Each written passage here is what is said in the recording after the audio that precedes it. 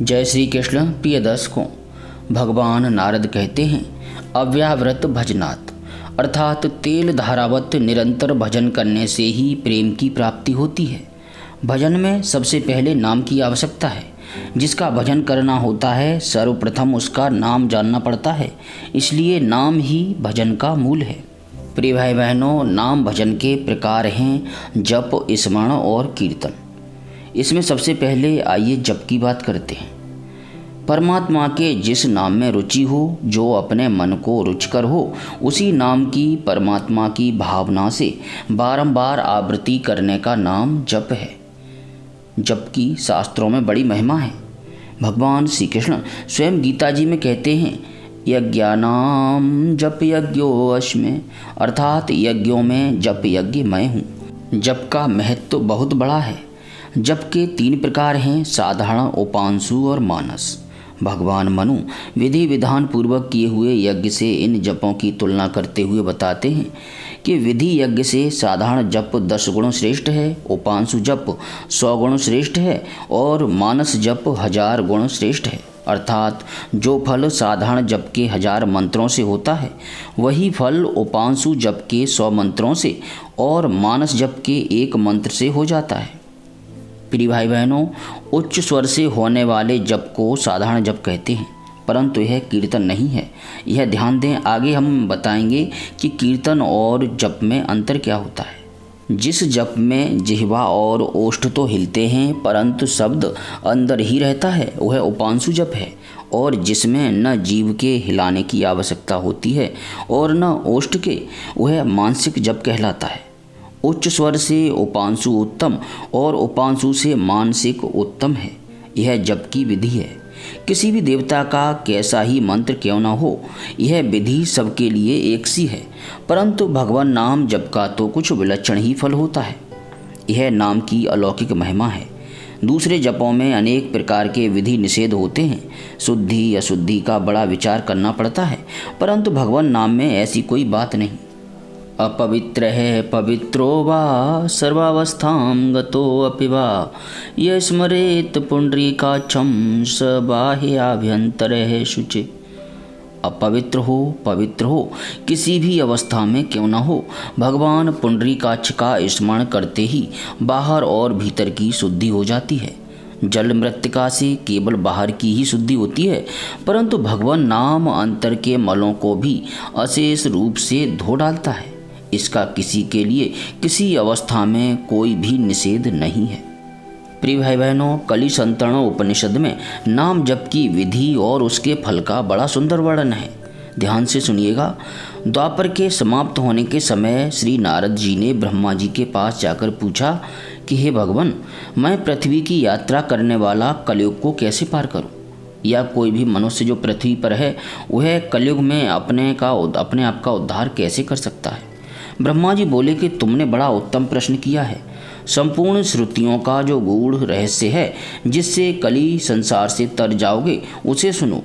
उस आदि पुरुष भगवान नारायण के नामोच्चारण मात्र से ही कली के पातकों से मनुष्य मुक्त हो सकता है। श्री नारद जी ने फिर पूछा कि वह भगवान का नाम कौन सा है? ब्रह्मा जी ने कहा वह नाम है हरे राम राम राम हरे हरे, हरे कृष्ण कृष्ण कृष्ण हरे हरे। इन 16 नामों के उच्चारण करने से कल के संपूर्ण पातक नष्ट हो जाते हैं। संपूर्ण वेदों में इससे श्रेष्ठ और कोई उपाय नहीं देखने में आता। इन 16 कलाओं से युक्त पुरुष का आवरण अर्थात अज्ञान का पर्दा नष्ट हो जाता है और मेघों के नाश होने से जैसे सूर्य किरण समूह प्रकाशित होता है, वैसे ही आवरण के नाश से ब्रह्म का प्रकाश हो जाता है। नारद जी ने पूछा कि हे भगवान, इसकी विधि क्या है? क्या विधि है इसके जपने की? ब्रह्मा जी ने कहा इसकी कोई विधि नहीं है। सर्वदा शुद्ध हो अशुद्ध हो, नामोच्चारण मात्र से ही सालोक के सामीप्य, सारूप्य और सायुज्य, ये सभी मुक्तियाँ मिल जाती हैं। बहुत से भक्त इस महामंत्र को हरे कृष्ण कृष्ण कृष्ण हरे हरे, हरे राम राम राम हरे हरे इस रूप में भी जपते हैं। दोनों ही मंत्रों में भगवान के 16 नामों का उच्चारण है, इसलिए दोनों में अंतर कुछ भी नहीं है। आपको जो रुचिकर लगे उसे आप जप सकते हैं। प्रिय भाई बहनों, कलयुग में पापी से पापी जीव के लिए भी बड़ा ही सस्ता और सहज उपाय है भगवत प्राप्ति का, अपने कल्याण का। कोई भी हो, स्त्री पुरुष ब्राह्मण अंत्यज, गृही वनवासी, शुद्ध अशुद्ध, विद्वान मूर्ख, कोई भी किसी भी प्रकार से इस षोडश नाम के 3.5 करोड़ मंत्रों का जप कर लेता है, वह समस्त महापातकों, उनके फलस्वरूप नरकों और स्वर्ग आदि मोक्ष मार्ग के प्रति बंधनों से छूटकर परमात्मा के सच्चिदानंद घन स्वरूप को अनायास ही प्राप्त हो जाता है। यदि मनुष्य प्रतिदिन, ध्यान से सुनिएगा, यदि मनुष्य प्रतिदिन लगभग 65,000 मंत्रों का जप करे, जो 16 नाम के मंत्र की लगभग 61 मालाओं में हो जाता है, तो केवल 15 वर्ष में 3.5 कोटि जप संख्या पूरी हो जाती है।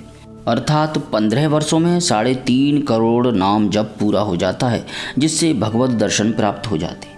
प्रिय भाई बहनों, यह तो साधारण जप विधि की बात है।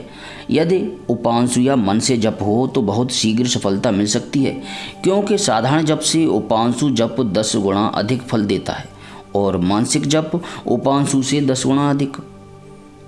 जिस परमात्मा को प्राप्त करने के लिए लाखों करोड़ों वर्षों तक प्रतीक्षा करनी पड़ती है, जिस परमात्मा सुख को पाने के लिए अनंत जन्मों की साधना की आवश्यकता होती है, वही परमात्मा की प्राप्ति रूप सिद्धि यदि 15 वर्षों में घर में रहते हुए, संसार का काम करते हुए, शास्त्र से अविरुद्ध भोगों को भोगते हुए मिल जाए, तो फिर और क्या चाहिए? इससे सस्ता सौदा और क्या हो सकता है। कुछ लोग सोचते हैं कि हम घर का काम करते हुए प्रतिदिन इतने मंत्रों का जप कैसे करें, इतने जप में कम से कम 6 घंटे का समय चाहिए, परंतु उनका ऐसा कहना भूल से होता है।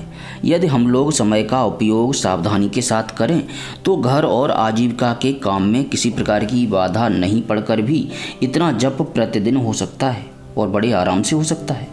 प्रिय भाई बहनों, उस देव मंत्र के जप में बाधा आती है जो स्नान कर शुद्ध हो एक समय एक जगह बैठकर किया जाता है। वैसे जप में लगातार इतना समय लगाना कठिन होता है, परंतु इस नाम मंत्र के जप में तो उस तरह की कोई अड़चन नहीं है। चलते फिरते, उठते बैठते, सोते जागते, आजीविका का काम करते, जब समय मिले सब समय सभी अवस्था में यह जप हो सकता है। यदि हम लोग हिसाब लगाकर देखें तो दिन रात के 24 घंटे के समय में से 6 घंटे निद्रा के बाद देकर बाकी के 18 घंटे केवल शरीर और आजीविका के कार्यों में ही नहीं व्यतीत होते। हमारा बहुत सा समय तो असावधानी से व्यर्थ की बातों में जाता है। यदि हम लोग वाणी का संयम करना सीख जाएं, बिना मतलब बिना कार्य के बोलना छोड़ दें, तो मुझे लगता है राजा से लेकर मजदूर तक सबको इतना जप प्रतिदिन करने के लिए पूरा समय अनायास ही मिल सकता है। हम चेष्टा नहीं करते, केवल बहाना कर देते हैं। यदि चेष्टा करें, समय का मूल्य समझें, तो एक क्षण को भी हरि नाम के बिना व्यर्थ नहीं जाने दें। काम के लिए जितने बोलने की आवश्यकता हुई उतने शब्द बोल दिए, फिर वाणी को उसी नाम जप में लगा दिया। इस प्रकार अभ्यास करते रहने पर तो ऐसी आदत पड़ जाती है कि फिर नाम जप छूटना कठिन हो जाता है। फिर तो साधक को ऐसी प्रबल इच्छा होने लगती है कि 24 घंटे नाम जप ही किया करूं। उसे थोड़े जप में संतोष नहीं होता। जैसे बड़े जोर की भूख या प्यास लगने पर मनुष्य का एक एक क्षण कष्ट से बीतता है, इसी प्रकार नाम प्रेमी का भी जो क्षण नाम के बिना जाता है वह बड़े कष्ट से व्यतीत होता है, बड़े कष्ट से बीतता है। प्रिय भाई बहनों, ध्यान रखिएगा, जप उसी का नाम है जो संख्या से किया जाता है, अर्थात जप संख्या के आधार पर होता है। जप के 3 प्रकार हम पहले ही बतला चुके हैं, साधारण, उपांशु और मानसिक। अब कुछ प्रकार और हैं, जैसे कि श्वास के द्वारा जप करना, नाड़ी से जप करना, मानस मूर्ति पूजा की भांति नामाक्षरों की मन में कल्पना कर उनको बारंबार पढ़ना, भगवान की मूर्ति की कल्पना कर उस पर नामाक्षरों की गहनों की तरह कल्पना कर उसकी आवृत्ति करना। इनके बारे में हम अगले वीडियो में जानेंगे। आइए अब बात करते हैं स्मरण की। भजन का जो दूसरा प्रकार है स्मरण, उसकी। प्रिय भाई बहनों, स्मरण जप के साथ भी रहता है और अलग भी। वैसे तो स्मृति हुए बिना न जप हो सकता है और न कीर्तन, परंतु बीच में स्मरण छूट जाने पर भी जप और कीर्तन होते रहते हैं, चलते रहते हैं, क्योंकि जीव का अभ्यास हो जाने पर जप होता रहता है। ठीक मंत्रों के अनुसार ही माला की मड़ियों पर भी हाथ चलता रहता है, परंतु स्मरण नहीं रहता। स्मृति मन की वृत्ति है। वाणी अभ्यासवश अपना काम करती रहती है। मन उस समय किसी दूसरी स्मृतियों में रमता रहता है। इसलिए भगवान से मन सहित वाणी के जप को उत्तम बतलाया गया है। अर्थात जिस समय हम जप कर रहे हैं भगवान का, उसमें यदि स्मरण में भी हमारे भगवान ही हैं तो वह सर्वोत्तम बतलाया गया है। जिस जप में नाम की मूर्ति, उसके गुण, उसके भाव या नाम की स्मृति रहती है, वह जप स्मरण युक्त कहलाता है। जो जप केवल जिह्वा से होता है वह जप स्मरण रहित कहा जाता है। स्मरण रहित की अपेक्षा स्मरण युक्त का महात्म्य अधिक है, क्योंकि उसमें मन वाणी दोनों एक काम करते हैं। महात्मा पुरुषों के वचन हैं कि जिसकी जबान और मन दोनों एक से होते हैं वही सच्चा साधु है। स्मरण युक्त जप में जबान और मन दोनों की एक तानता हो जाती है, इसलिए उसका फल इतना विशेष है। परंतु स्मरण ऐसा भी होता है जो केवल स्मरण ही कहलाता है, जप नहीं। जप वही होता है जिसकी संख्या होती है, स्मरण की कोई संख्या नहीं होती। जहाँ तक स्मरण का पूरा अभ्यास न हो वहाँ तक तो स्मरण युक्त जप ही करने की चेष्टा करनी चाहिए। परंतु जब स्मरण का पूरा अभ्यास हो जाए तब फिर जप की कोई आवश्यकता नहीं रह जाती। ऐसे अनन्य स्मरण की विधि और उसका फल श्री भगवान श्री गीता जी में कहते हैं, अनन्य चेता सततम यो माम स्मरते नित्यशः तस्याहम सुलभः पार्थ नित्ययुक्तस्य योगिनः।